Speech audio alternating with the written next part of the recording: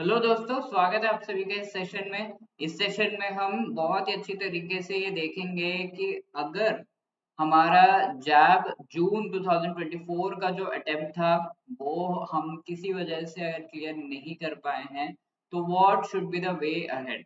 ठीक है, तो कई लोग इस बार कुछ जो उनके कंपोनेंट्स हैं वो रह गए हैं, या तो एएफएम, आईआईएफएस, पीपीपी, आरबीडब्ल्यूएम कुछ ना कुछ रह गया है। अगर उन्होंने ये एग्जाम दिया है तो वो रह गया है, तो इससे पूरा का पूरा जैब एग्जाम जो है वो थोड़ा डिले हो जाता है क्लियर करना उसको। तो what should be the way ahead, what should we be doing, वो चीज हम देखेंगे इस पर्टिकुलर सेशन में। And I would like to remind you कि हमने अपना कंप्लीट मास्टर कोर्स लॉन्च कर दिया है। If anybody is preparing for the JAIIB October 2024 exam, then definitely you should consider availing our complete master course। और individual component wise भी master course अगर हमारा हुआ नहीं है कोई भी कंपोनेंट, तो you should definitely be considering कि कोई आपको गाइड करे इस पर्टिकुलर एग्जाम से related. And for that you can definitely give us the chance, and आप जो है इंडिविजुअल कंपोनेंट का मास्टर कोर्स भी अवेल कर सकते हैं। लिंक्स डिस्क्रिप्शन में दिए हुए हैं, डू चेक आउट। ठीक है, तो सबसे पहली बात तो अगर क्वालिफाई हमारा जून 2024 का जो पेपर है, कोई ना कोई एक पेपर रह गया है, एक हुआ है एक नहीं हुआ है, ऐसा कुछ हुआ है, तो what should be the course of action आगे। ठीक है, तो सबसे पहली चीज है कि प्लीज डू नॉट वरी। थोड़ा सा रिलैक्स करिए, थोड़ा सा डीप ब्रेथ लीजिए, थोड़ा सा टाइम अपने आप को दीजिए अभी के लिए, राइट। और आगे आपको जो है थोड़ा सा ब्रेक लेके रिलैक्स करना है। ठीक है, रिलैक्स करने का ये भी मतलब नहीं है कि एकदम ही फ्री हो जाओ और फिर ये कहो कि अब आगे मुझे पेपर ही देना नहीं है। थोड़ा सा माइंड को सेटल होने दीजिए, शांति रखिए, और फिर आगे हमें फिर से ये जो पेपर है वो देना है। इस चीज की तैयारी थोड़ी बहुत हमें मेंटली इंटरनली करनी है।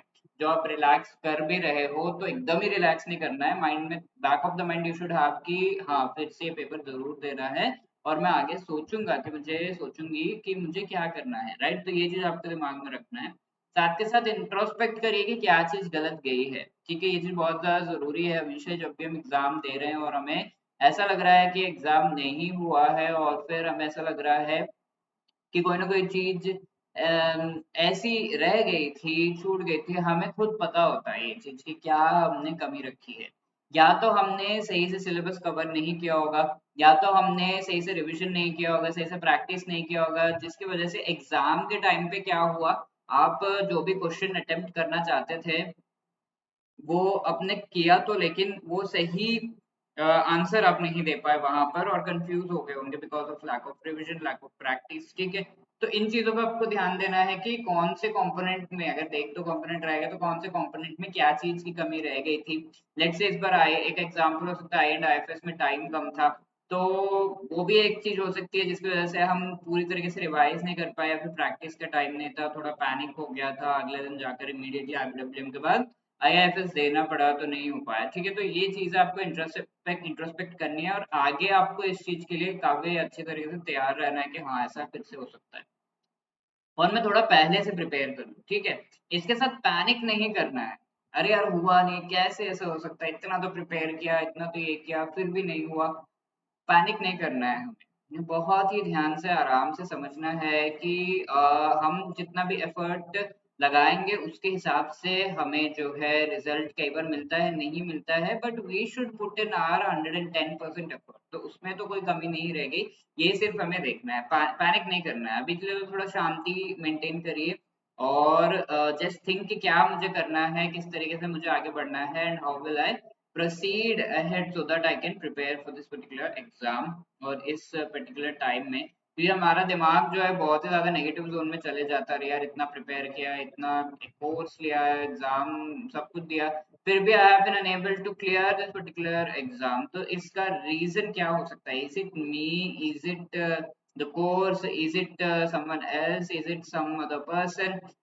कई बार ऐसा होता है कि हम पढ़ाई भी कर रहे हैं और साथ के साथ कोई टेंशन भी दिमाग में चल रही है। हो रहा होगा आपके साथ, आपके स्पाउस की वजह से, आपके किसी फ्रेंड की वजह से, आपके किसी फैमिली मेंबर, या फिर आपके खुद के दिमाग ने ही रायता फैला रखा होगा आपके दिमाग में, तो ये आपके सर में, तो ये चीज होती है। तो that is why always stay with positive people who are having a little more knowledge, या फिर थोड़ा और एक्सपीरियंस से ज्यादा, ताकि वो आपको गाइड कर सके कि ऐसे सिचुएशन में क्या करना चाहिए।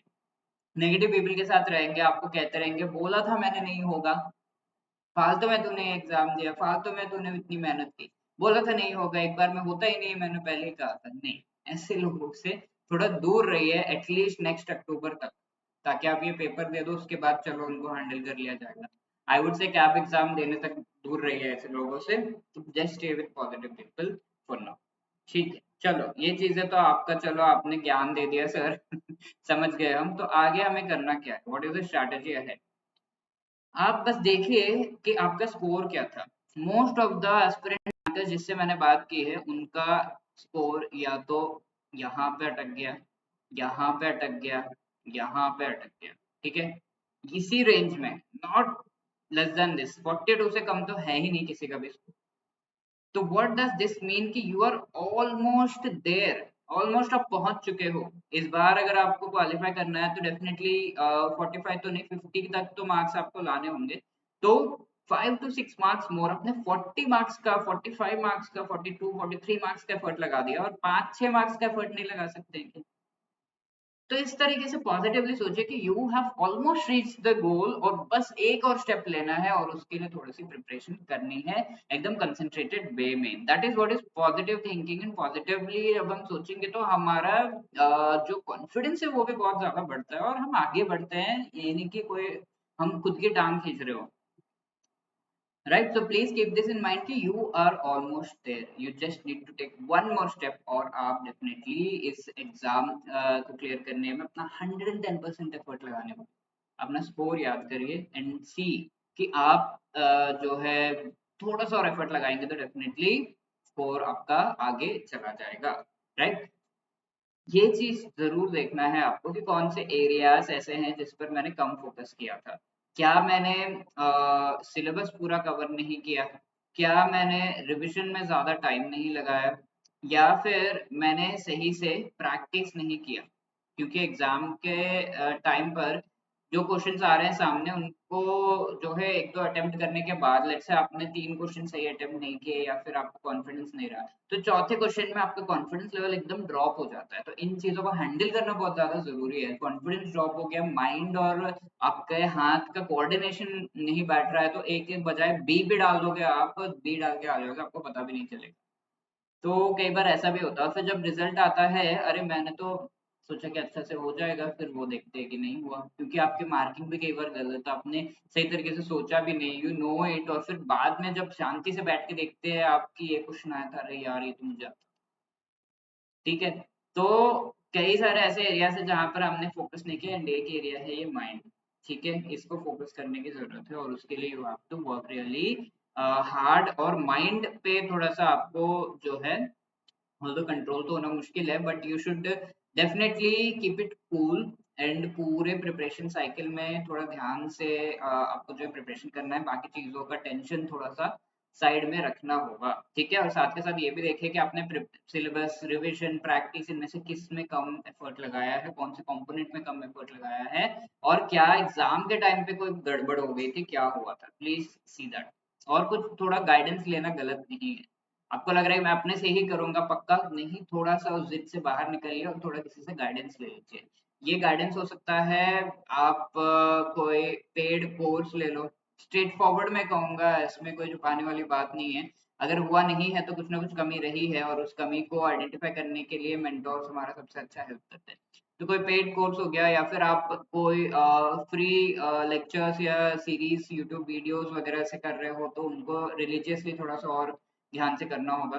कुछ एमसीक्यूज एटलीस्ट आप बाय कर लीजिए कहीं से, या फिर कहीं से आप अटेम्प्ट करिए उनको, या फिर आपके साथ कोई कलीग है जिनका इस बार हो गया है, उनसे हमें एनवी या उन्हें इग्नोर करने वाला काम नहीं करना है। वी शुड डेफिनेटली लर्न कि आपने क्या सही किया और मैंने क्या गलत किया। Please talk to them. Immediately तो नहीं होगा, बट प्लीज उनसे जाकर अच्छे से बात करिए कि आपने ऐसा क्या किया और मैंने ऐसा क्या गलत किया जिसकी वजह से I have not been able to clear. गलत ही नहीं, सर्कमस्टेंसेस भी गलत हो सकता है, आपके आसपास का जो एनवायरनमेंट हो बहुत ज्यादा इफेक्ट करता है आपके माइंड पे। तो इन चीजों पर आपको बहुत ध्यान देना है, और थोड़ी सी अपने आप को ट्रेन करना है।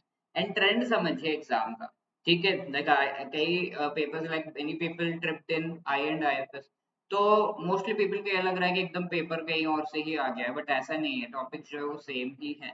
जिन्होंने पढ़कर दिया है एक एक हफ्ते में उनका भी हुआ है, right? There are various examples and soon we will be showing those examples also, but yeah, people का हुआ है। तो दिस इज अपने आप में कॉन्फिडेंस कम रखना है, इस चीज को थोड़ा सा अवॉइड करिए and be really confident in yourself. मेरे पास टाइम नहीं है, ये वाला माइंडसेट थोड़ा सा चेंज करिए अपना, और फिर सोचिए कि व्हाट शुड आई डू, जो अवेलेबल टाइम है उसमें। ट्रेंड एग्जाम का समझ लिया कि क्या क्या आ रहा है, कैसे कैसे आ रहा है, आगे का भी हमें उसी हिसाब से प्रिपेयर करना है, राइट? तो ये चीजों को ध्यान में रखें and please try to pick up yourself and start your journey once again. ठीक है, बहुत ही अच्छा करोगे प्रिपरेशन, इस बार भी बहुत अच्छा परफॉर्मेंस दोगे, so I wish you all the best. And और इसके साथ let me tell you, if you are preparing for the JAIIB exam और आप एक बिगनर हो या फिर किसी भी स्टेज में हो और आप चाहते हो कि और भी ज़्यादा इन्फॉर्मेशन मुझे मिले इस एग्जाम से रिलेटेड, तो बहुत ही बढ़िया तरीके से आप हमारे वेबसाइट edutap.co.in पर विजिट कर सकते हो। वहां पर आप ब्लॉग्स में जा सकते हो फ्री मटेरियल में, and you can just see कि किस तरीके से सारा कुछ इन्फॉर्मेशन यहाँ पे दिया हुआ है। यू कैन सी जैब का रिसेंटली रिजल्ट जो आया है उससे रिलेटेड कैलकुलेटर यहाँ पर है, पीपीपी का पूरा एनालिसिस है, प्रीवियसली जो एग्जाम हुआ था उसका, ऑल्सो प्रीवियस ईयर क्वेश्चंस और उनके जो उनसे रिलेटेड इंफॉर्मेशन यहाँ पे दिया हुआ है। You can download the previous year question papers और एग्जाम पैटर्न यहाँ पे बताया गया है, और भी रिलेटेड जो वीडियोस है टैब्यूलर फॉर्म में, फ्लो चार्ट के फॉर्म में, सब कुछ बढ़िया से आपको इन ब्लॉग्स में एक्सप्लेन किया गया है, राइट? इस अलॉन्ग विद दैट